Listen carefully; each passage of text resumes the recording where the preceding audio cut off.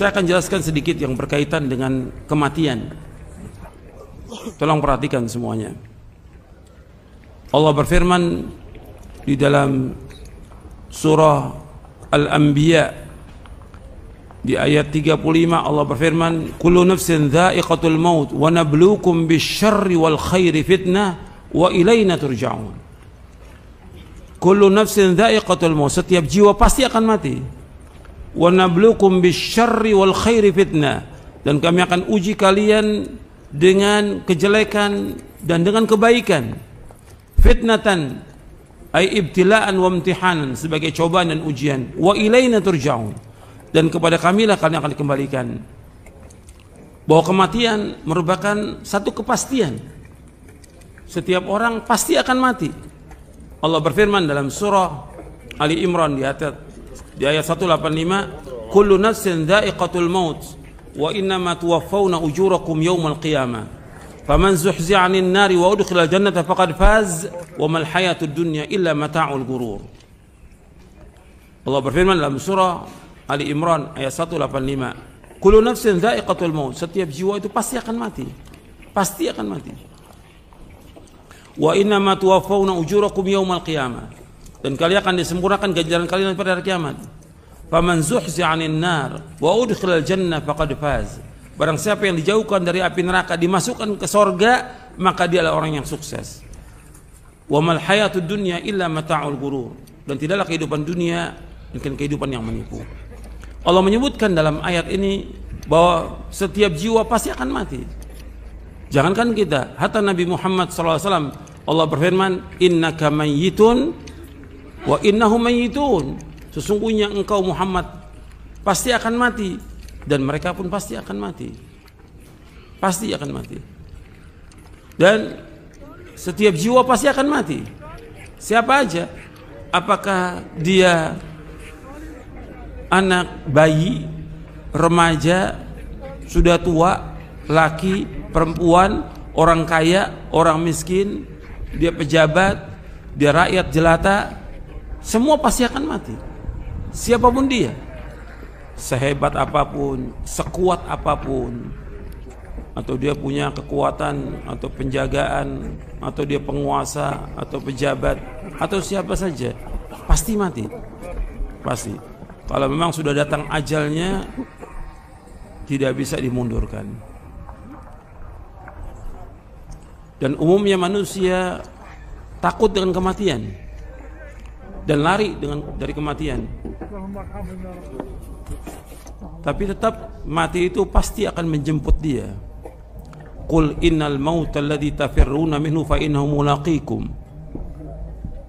Dalam surah Al-Jum'ah, katakanlah sungguhnya kematian yang kalian lari dari kematian itu, kalian pasti akan menjumpainya, pasti. Dan dimanapun orang itu berada, sekuat apapun penjagaannya, sehebat apapun benteng yang dia buat, tetap pasti mati. Aina matakunu yudrikumul mautu walau kuntum fi burujim musyayyada, dalam surah An-Nisa.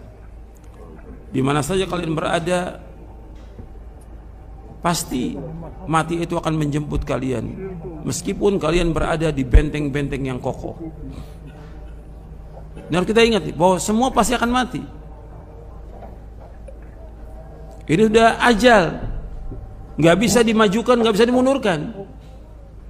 Fa idza jaa ajaluhum la yastakhiruna sa'atan wa la yastaqdimun. Apabila sudah datang ajal, nggak bisa dimajukan, nggak bisa dimundurkan, nggak bisa. Sehebat apapun alatnya canggih supaya orang yang sakit bisa hidup, nggak bisa hidup. Sudah ajal.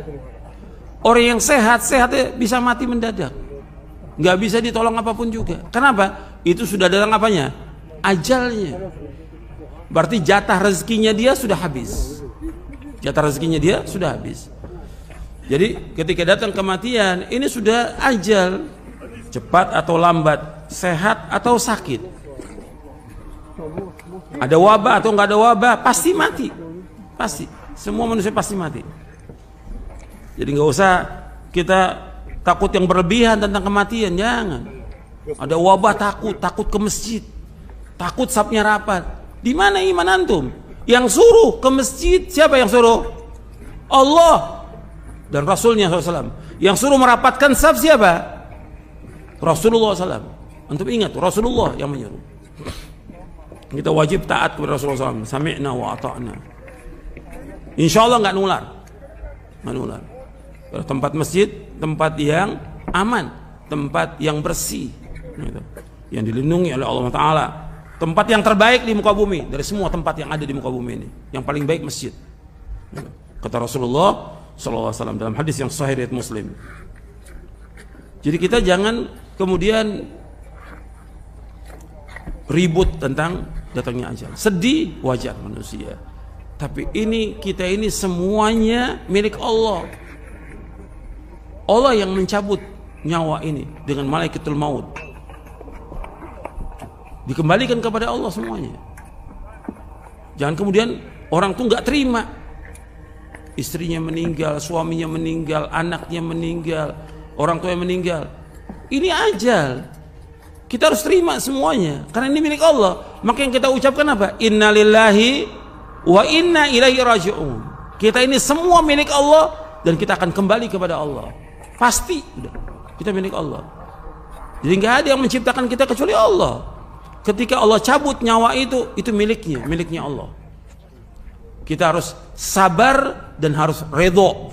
Yang paling tinggi redho dengan apa yang Allah sudah tetapkan ajal itu. Siapapun dia, apakah itu istri kita, suami kita, anak kita, orang tua kita, orang yang kita paling cintai. Kalau sudah datang ajal, ini adalah ketentuan Allah yang kita harus terima dan redho dan sabar. Tangisan apapun, jeritan apapun nggak akan bisa mengembalikan ke dunia ini.